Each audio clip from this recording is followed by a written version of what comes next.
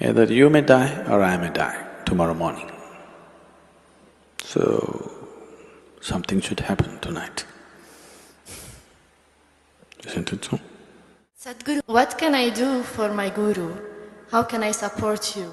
I felt like I want to do something, I don't know what. The best thing you can do is don't poison yourself with all those things. That's the best thing you can do for your Guru. I want all of you to remember this. The best thing that you can ever do for your Guru, if at all if you feel like you want to do, is that you drop your nonsense and grow. What's the best thing a garden can do for a gardener? To grow and bloom, isn't it? No, we want to do this to you, we want to do that to you. That's not the intention. That's not the goal. The best thing you can do for anybody is, you must do what they want, isn't it? Not what you want.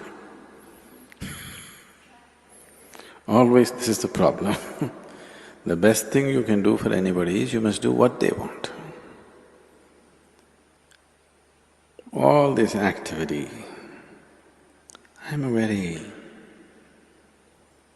people who have known me early, I was an extremely taciturn person.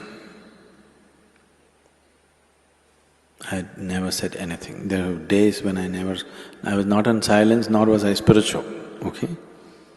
I was just there because most of the time, whether you went to school or college or wherever you went, whether the students spoke or the teachers spoke, everybody spoke such nonsense. Most of the time I chose to remain silent because I was terrified of their conversations. They opened their mouth. If they did not kill you with their bare breath, they kill you with horrible conversation.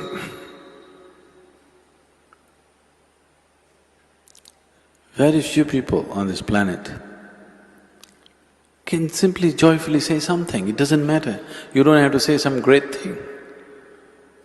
Simply pouring out of their heart, saying something, or simply able to be with another person, very few people.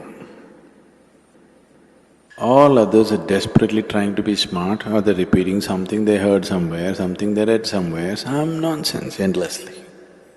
So I would never speak. Very rarely I would speak. In some places I was exuberantly boisterous, but in most of the other places I was… because I understood if I don't speak, they won't speak, that saves me.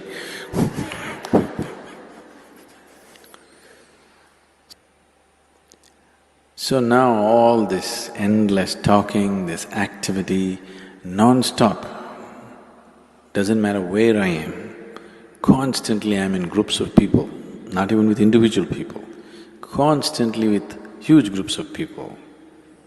Either in public, sitting behind a microphone, or wherever I walk, there are minimum 10 people around me. So, this is not my personal choice. This is a terrible need that there is in the world. That if you do not communicate the way people know, if you do not behave and act the way people know right now, if you don't walk 2 steps with them, you can never walk them in a different direction. So, there is nothing you can do. The best thing you can do is you grow and blossom. Drop your nonsense. Your past nonsense, you leave it to me, present nonsense you handle. If you do that, that's the best thing. Now suppose you died. Even if I died, I will not stop the spiritual part of my activity. So I'm not so concerned about that. Yes, we're concerned. The foundation could be hurt, activity could be hurt. but not the spiritual part of the work. The concern is that people will be here and if they don't grow,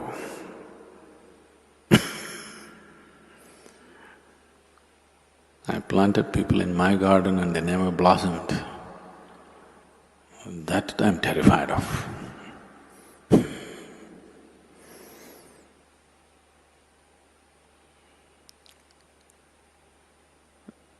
So, those of you who are very patient, who want to come here for 10 lifetimes and do it, I'm okay with them, but I think we must build an outer ashram for them. Even here there is in a way, but we wouldn't like that to be here because of various reasons. We would like everybody who comes here to be absolutely there in the very core of what's happening. I don't want to create a core and a periphery here. Here there's only one burning spot, that's everywhere. So, if you know, you've seen the popcorn? You never seen popcorn? It's just a damn corn, how it flowered, the right amount of heat. But some get burnt, some won't pop. That's because they don't. All of them were given the same heat, but some don't receive it properly. They do funny things, and instead of popping, they get charred. Instead of flowering, have you seen a popcorn flowering? That's one flower you can see it happening, right? The other flowers take too much time. So right there it opens up in front of you. So, have you seen this happening to people when they come to inner engineering, Bhavaspandana? In 3 days' time, people are like that. But we don't want them to stop there.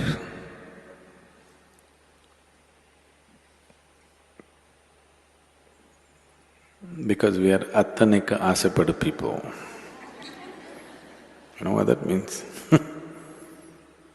We desire for everything, we don't desire for this much growth or that much growth. We are not willing to settle for anything less than the whole. If you are willing to settle for peace, we could settle you very easily. If you're willing to settle for love, we would settle you very easily.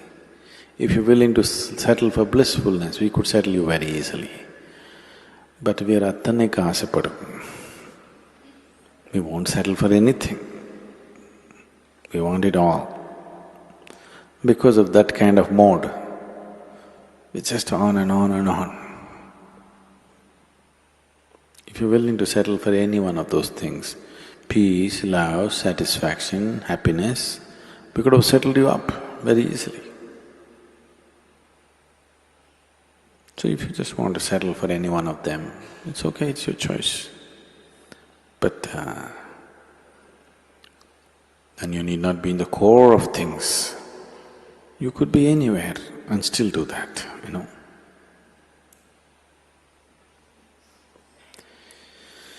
So, what could I do?